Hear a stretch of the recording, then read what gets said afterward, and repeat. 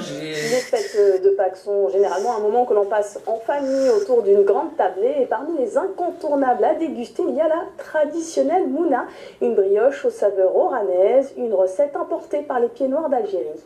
Karen Cassuto, Sylvie Garat. Des senteurs de fleurs d'oranger, de brioche chaude, d'Algérie et plus précisément d'Oran, émanent de cette cuisine marseillaise. Bon alors je commence ma pâte. Marie-Josée prépare des mounas, des gâteaux traditionnels pieds noirs confectionnés pour les fêtes de Pâques, dont elle nous livre les secrets de fabrication.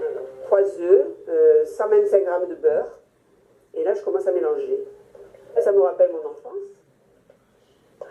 Quand ma mère les préparait, on mettait tous la main à la pâte. Hein, et on la laisse. Après avoir pétri une vingtaine de minutes, il faut laisser reposer.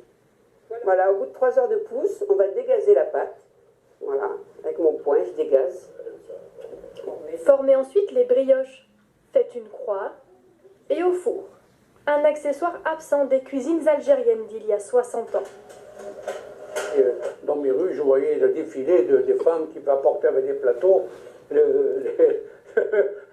la boulangerie. Et il y avait une odeur de moulin qui était diffusée dans les rues.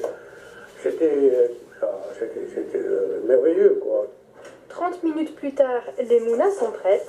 Elles seront ensuite partagées entre la famille, les amis et les voisins, comme en Algérie. On était 3 communautés.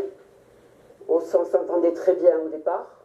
Les juifs, les musulmans, les chrétiens. Et on échangeait des gâteaux. Parce que là, actuellement, je ne sais pas si vous êtes au courant, c'est la Pâque juive. Il y a Pessa, dans quelques temps, en même temps que nous, en fait. Hein. Donc on échangeait des gâteaux et puis même, il y a le ramadan. Et souvent le ramadan, qui dit ramadan, dit gâteaux orientaux. On se régalait. Oui, tiens l'année là. 1956. Les souvenirs d'Oran sont intacts. Ils sont précieusement gardés dans ces albums.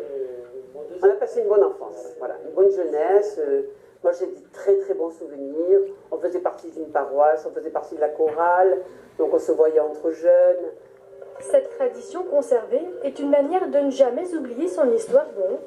Antoine partage même la recette de la mouna sur les réseaux sociaux. Il faut le diffuser pour que la tradition se perpétue. Et attention, il est interdit de déguster ce gâteau avant le dimanche de Pâques, coutume